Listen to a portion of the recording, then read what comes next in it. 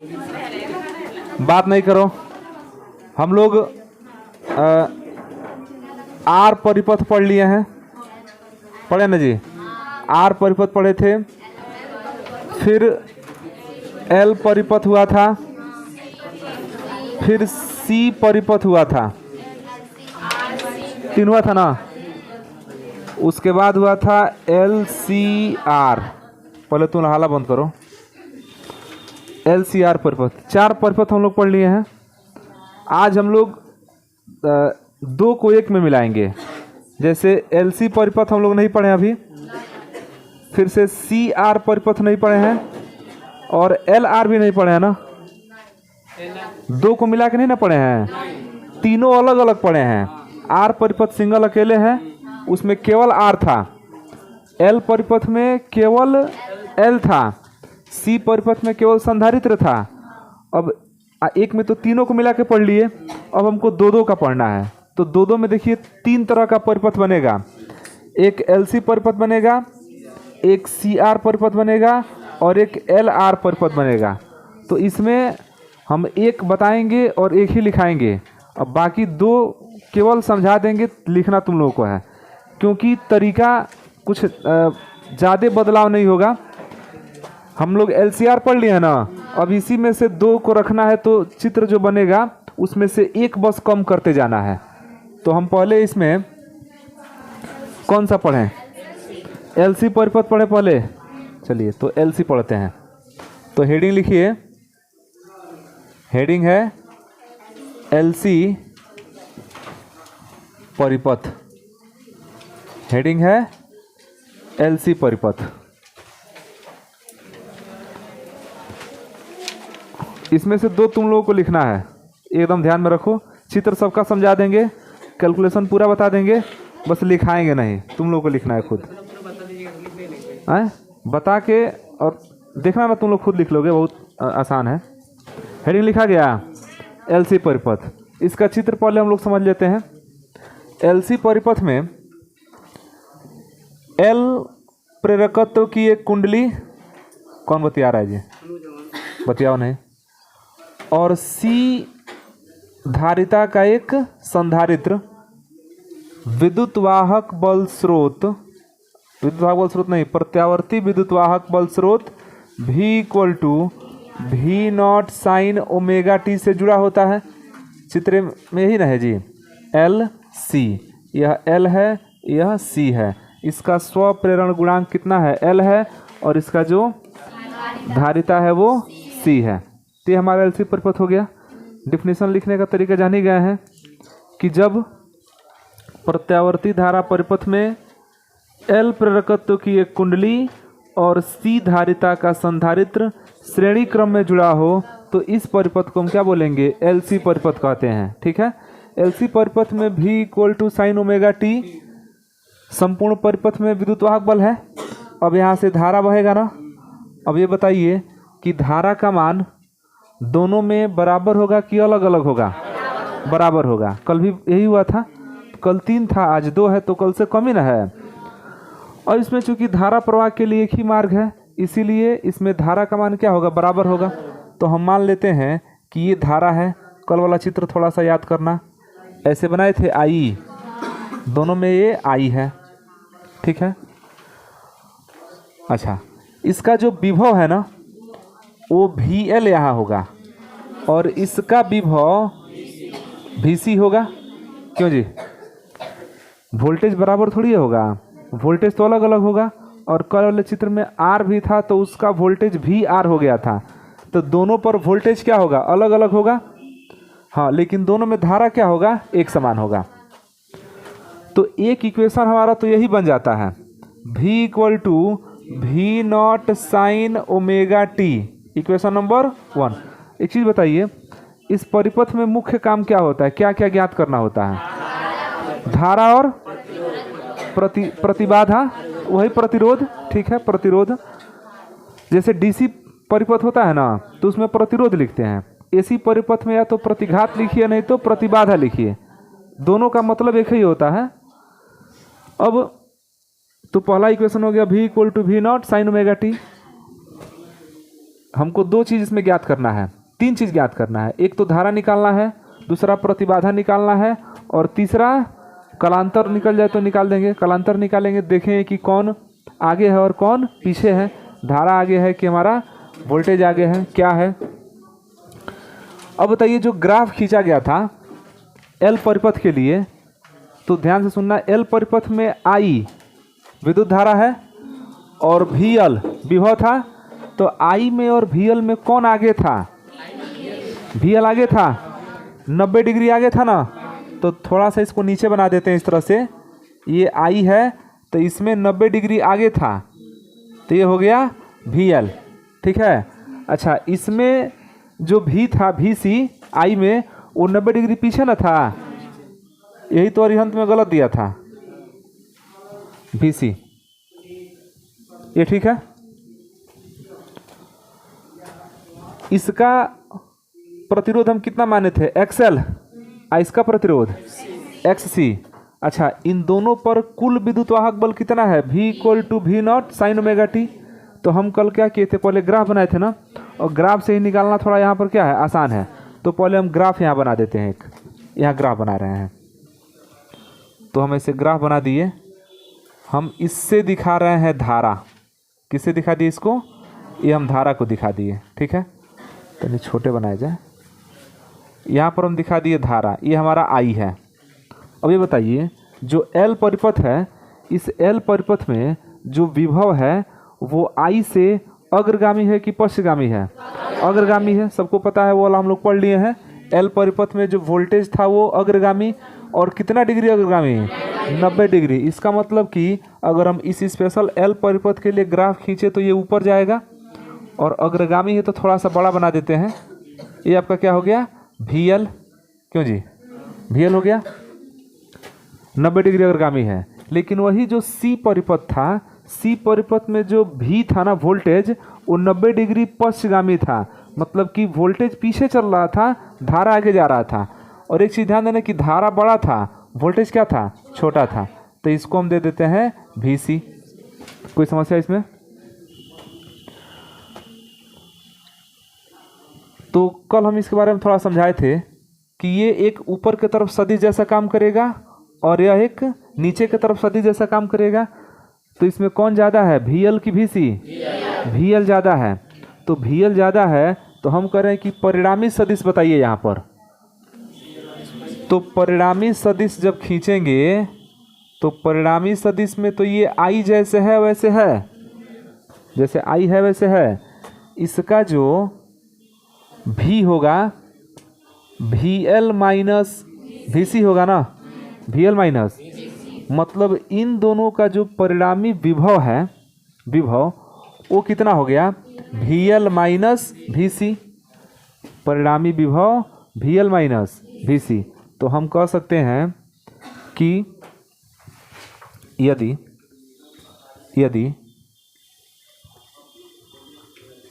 कुंडली पर,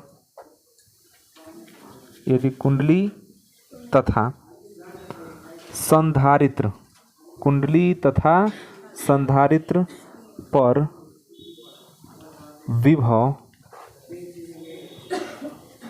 क्रमशः क्या वी एल तथा वी सी हो, तो जो परिणामी विभव है भी वही तो है, वी एल माइनस वी सी।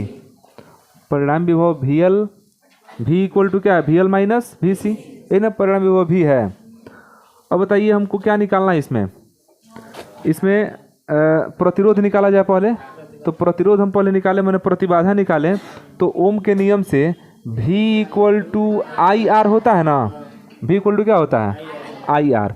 तो अगर हम I से दोनों पक्ष में भाग कर दें, दोनों पक्ष में किससे भाग कर दें? I से। तो दोनों पक्ष में I से भाग करेंगे तो क्या हो जाएगा? दोनों पक्ष में I से भाग कर दें, तो दोनों पक्ष में I से भाग करेंगे तो V बटे I equal to V L बटे आई। अच्छा ठीक है, वी एल बटे आई माइनस VC बटे I, I से भाग करने पर क्या निकलेगा? प्रतिरोध। अरे भाई ओम के नियम पढ़े हैं ना, V equal to I R, तो I को ले आके इधर भाग करा देंगे तो इधर आर ना बचेगा, तो कुल विभव है कुल विभव ना है कुल धारा है, तो कुल विभव में कुल धारा से भाग करेंगे तो कुल प्रतिरोध निकलेगा, मैंने उसी को हम प्रतिबाधा कह रहे हैं। तो प्रतिबाधा क्या निकल गया? Z। V बटे आई क्या हो गया? Z हो गया। कुल प्रतिबाधा क्या हो गया? Z बराबर VL बाई आई, तो VL वोल्टेज, I धारा, और वोल्टेज बटा धारा फिर प्रतिरोध होगा, लेकिन वो प्रतिरोध तो L का ना होगा, तो वो हो गया XL माइनस XC। अब समझ रहे हैं ना? देखिएगा Z का मान निकल गया XL माइनस XC। अब XL के बदले में क्या जानते हैं? Omega L। हम कह सकते हैं या Z equal to omega L minus 1 by omega C, वही बात है 1 बाई C ओमेगा, चाहे ओमेगा C।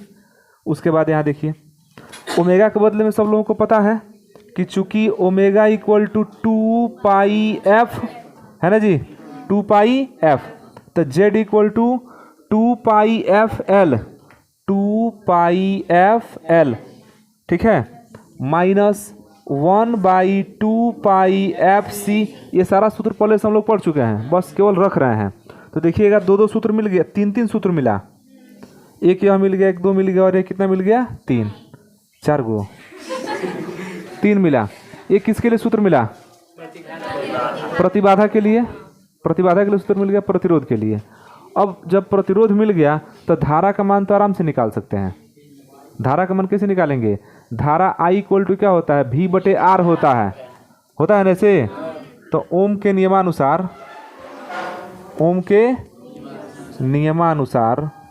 नियमानुसार I equal to V by R है, तो यहाँ पर जो I R है वो R नहीं ना है, वो Z है। तो I इक्वल टू V का मान देखिएगा, V not sine omega T क्या है? V not sine omega T बटा Z का मान XL माइनस XC माइनस, क्या अब इसको खींच के बढ़ाना उचित है? यहाँ से जब XL माइनस XC ये भी होता है तो खींच के बढ़ाने की विशेष कोई ज़रूरत नहीं है। ये हमारा धारा का मान निकल गया। तो यहाँ लिखते हैं, यहाँ समझिए, I equal to V voltage है जी, V क्या है? ये जो देख रहे हैं ना, ये प्रतिरोध का काम कर रहा है, XL माइनस XC। आप बाहर लिखिए साइन ओमेगा टी, कोई दिक्कत इसमें? देखिएगा फिर से, विभव बटे प्रतिरोध ये होता है धारा, तो विभव बटा प्रतिरोध तो धारा होता है, तो चूंकि अधिकतम विभव है तो धारा भी यहाँ पर क्या होगा? अधिकतम होगा। तो हम कह सकते हैं I equal to I nought sine omega T. ये सूत्र मिल गया धारा I के लिए। हाँ, अब ये कहिए कि I नॉट इक्वल टू कौन है? तो V नॉट बटा XL minus XC। V nought equal to I nought equal to क्या मिल गया? V नॉट बटा XL माइनस। अब इसको देख के बताइए कि I नॉट बड़ा है कि V नॉट बड़ा है? I नॉट बड़ा है। V नॉट में देखिए हम किसी संख्या से भाग कर रहे हैं तब ना I नॉट मिल रहा है, तो यहाँ V नॉट क्या होगा? बड़ा होगा। अच्छा, तो बड़ा तो है, यही बड़ा आपका बड़ा होगा, V नॉट बड़ा होगा। अच्छा, हम ये पूछें कि धारा I में और विभव में कलांतर कितने का है? नहीं, शून्य। ये परिणामी विभव है, V equal to VL minus VC। ये धारा है परिणामी, धारा तो सब में बराबर है, तो ये शून्य है। दिमाग में काम कर रहा है कि नहीं काम कर रहा है? ये π/2 है ना, 90। तो कलांतर कितना निकला? π/2। तो कलांतर भी निकल गया, धारा भी निकल गया और प्रतिबाधा भी निकल गया, सब तो निकल गया इससे। अब यही काम करना है। अगर आप लिखते हैं, मान लीजिए LR परिपथ ले लिए, LR, तो यहाँ L रहेगा, यहाँ R रहेगा, तो एक एल के लिए ग्राफ खींच देंगे और एक आर के लिए, तो आर के लिए नीचे थोड़ी आएगा, आर यहीं पर भी आर हो जाएगा। तो उस कंडीशन में दोनों के बीच ना 90 डिग्री का कोण बनेगा। तो परिणामी निकालने के लिए फिर अंदर वाला खींचना पड़ेगा, जैसे कल निकाला गया था, याद है? तो इतना लिखो पहले। अच्छा, इसमें कोई समस्या नहीं ना है? कल वाला से कम ही है, और कल वाला सारा इसमें यूज हुआ है।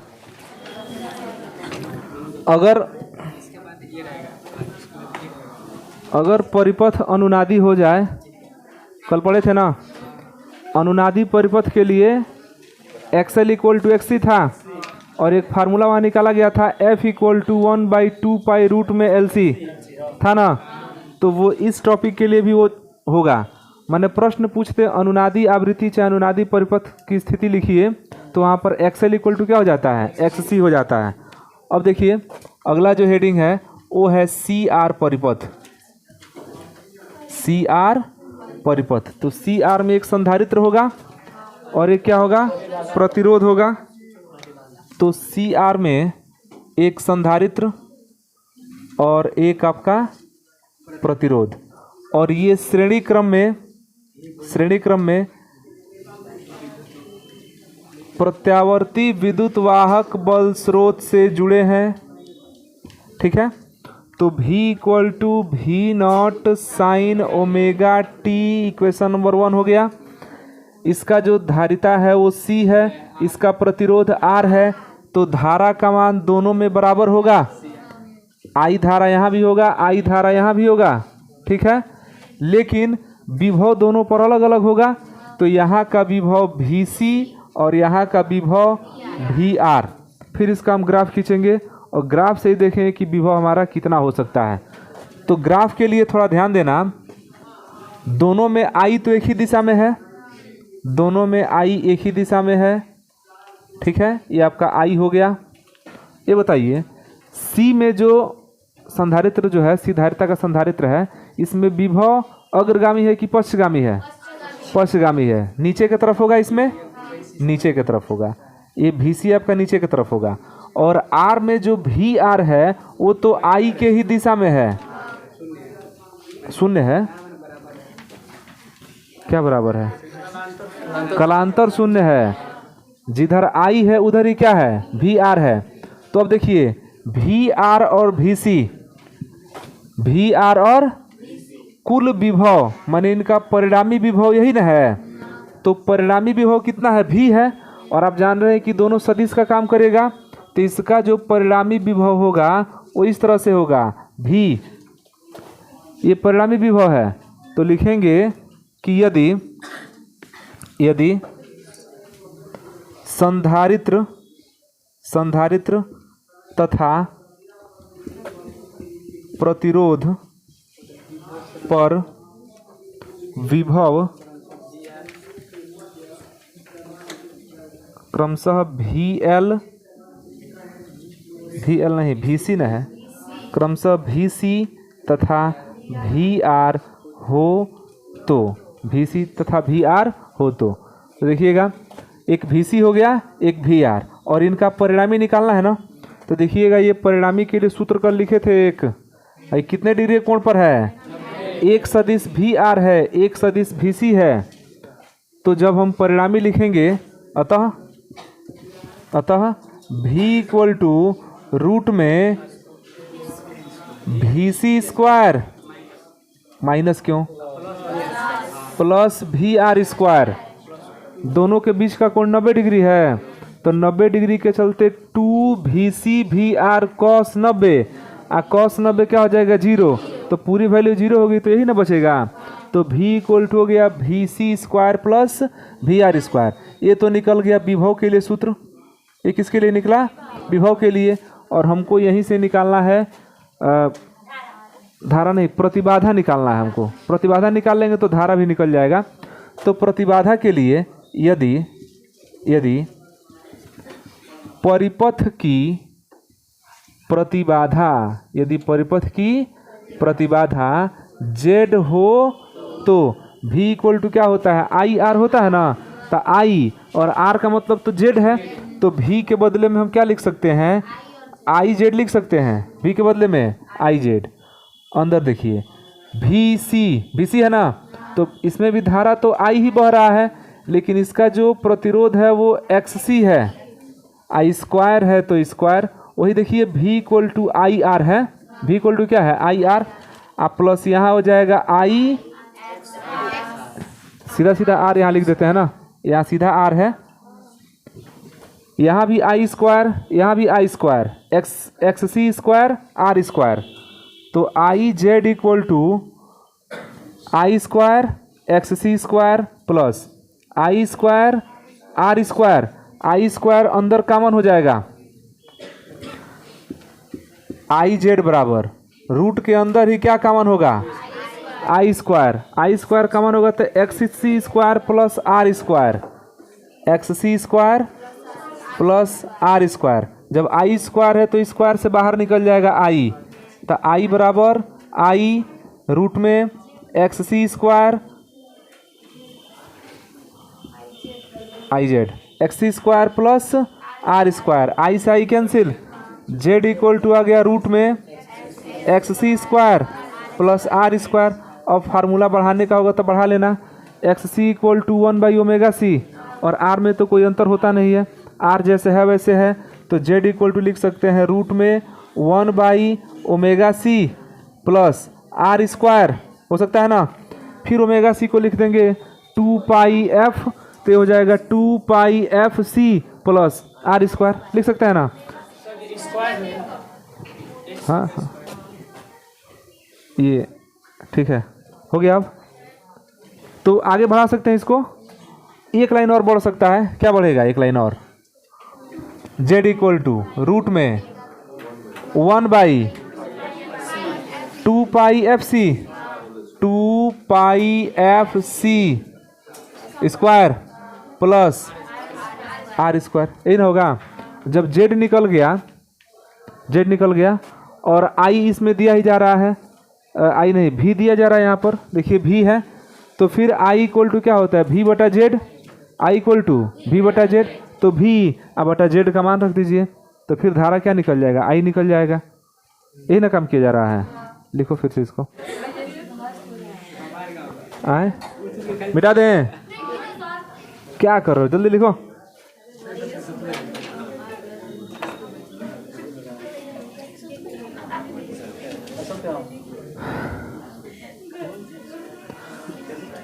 अब हम लोगों को कौन पढ़ना है, LR परिपथ में पढ़ना है। थोड़ा देखो तो LR में ज़्यादा संशोधन नहीं होगा, इसमें कुंडली बन जाएगा, यहाँ पर कुंडली L, अच्छा वोल्टेज यहाँ का VL हो जाएगा, धारा तो ही बहेगा, तो हमारा जो V equal to V0 sine omega T, ये पहला इक्वेशन रहेगा। धारा का सुनो, धारा का मान एक समान इसमें रहेगा, क्योंकि धारा प्रवाह के लिए केवल एक मार्ग उपस्थित है, तो धारा का मान एक समान रहेगा। अब हम मान लें कि यदि कुंडली तथा प्रतिरोध पर विभव क्रमशः VL तथा VR हो, तो अब यहाँ का जो चीज़ है ना वो ग्राफ से लिखा जाता है, तो ग्राफ से VL ऊपर था ना, तो ये चीज़ अब मिट जाएगा। और एक बार फिर से बनाएंगे तो देखिए I तो इधर ही है, VR भी इधर है, लेकिन VL कहाँ है, VL ऊपर है, तो देखिए VR और VL का जो परिणामी होगा वो भी यहाँ से न गुजरेगा, तो VR हो तो परिणामी विभव भी यहाँ पर आइए, V इक्वल टू देखिए VR और VL, तो बस अंतर क्या है, जहाँ C है बस वहाँ पर क्या लगा देना है, L लगा देना है, ज़्यादा कोई अंतर नहीं होगा। यही ना था, नीचे था तभी 90 डिग्री था, ऊपर है तभी भी 90 डिग्री है, तो सेम चीज़ होगा, तो VL प्लस VR का स्क्वायर। अब जब VL है तो यहाँ पर जो I है वो XL हो जाएगा, यहाँ पर क्या हो जाएगा XL, सब सही है, इसमें कहीं कोई अंतर नहीं है।